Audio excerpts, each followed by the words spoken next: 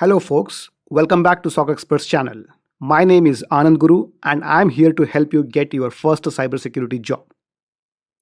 In this video, we will learn about cyber threat intelligence. I have broken down the video into following topics. Let's start with looking at a real-life analogy to understand threat intelligence better. Then we will learn what threat intelligence is, followed by how this technology has evolved. Later, we will understand how threat intel is shared, and finally, we will get to know where and how threat intelligence is used. So let's dive in.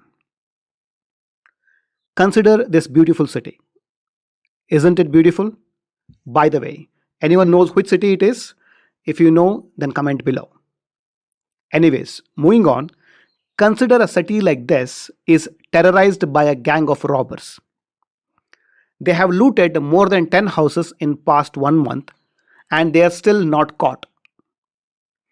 Their usual mode of operation involves making a crying kid stand in front of a house, and when someone opens the door to inspect, the goons will ambush the residents and loot them. This was common across all the attacks. This use of crying kid is called as MO, modus operandi, which basically means habits of working. And this becomes information or intelligence about the gang. Now, what should police do? Should they use this information secretly to catch the robbers, or should they share it? Of course, they should share it to all the residents of the city. Usually, they do it by going to each street of the city and announcing about the robberies and the MO. That is, the use of crying kid to lure residents to open the door. They can also use television to announce the same. Now that the intelligence about the possible threat is shared with several people in the city, how does it help in preventing the crime? The residents who have heard the news will be alert and will never open the door if they find a crying kid in front of their house, thereby preventing the robbery. Remember, the robbers are still out loose and not caught, but still crimes can be prevented. As most of us know, we have a special name for such type of threats in cyberspace. They are called zero-day threats. Now, mapping this into cyber world, this kind of information about a malware or an attack or an attack group is called threat intelligence. It makes sense, right? All these are called threats, and any information about these is called as threat intelligence. Threat intelligence plays a critical role in prevention of zero-day attacks. So how did threat intel evolve? For this, we need to understand how cybersecurity companies like McAfee, Symantec, or Kaspersky work on new threats. Let's consider company A is using antivirus solution of a certain vendor. For example, let's say Trend Micro. And one not so fine day, one of their machines starts acting weird, like it starts to consume high resources.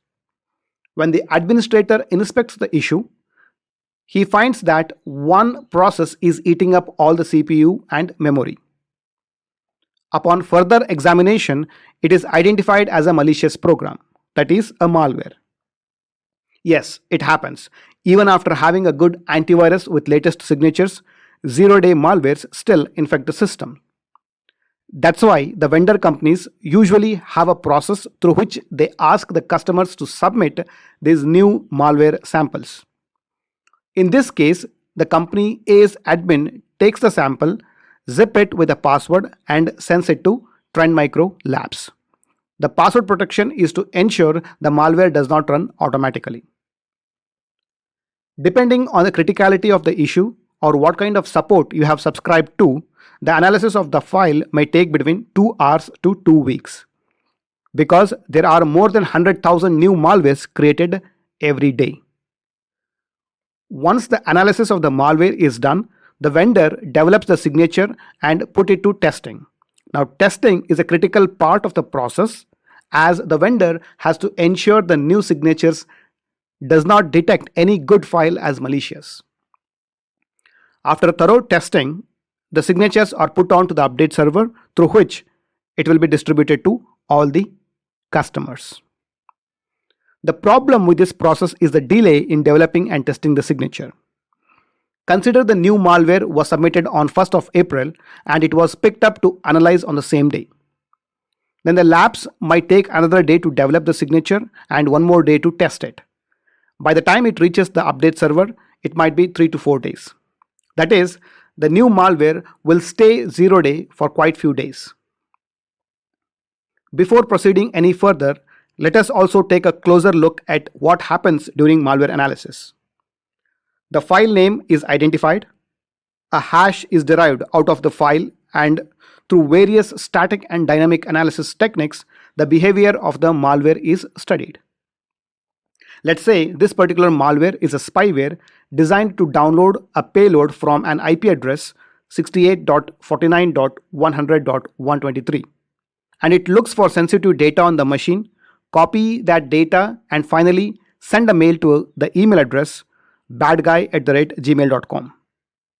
All these artifacts of the malware are unique to this malware and all its copies. So the vendor thought it could be helpful to record these details in a database, details like file hash, file name, IP address, URL, email address, etc. Each of these artifacts are called IOCs, indicators of compromise. Realizing the importance of capturing and storing the IOCs, the vendor changed the process when a file is submitted and analyzed. Before developing the signature, they put all the details of the threat intel in a database. Now the challenge was, how do the vendor inform all its customer about this new threat information that they have collected?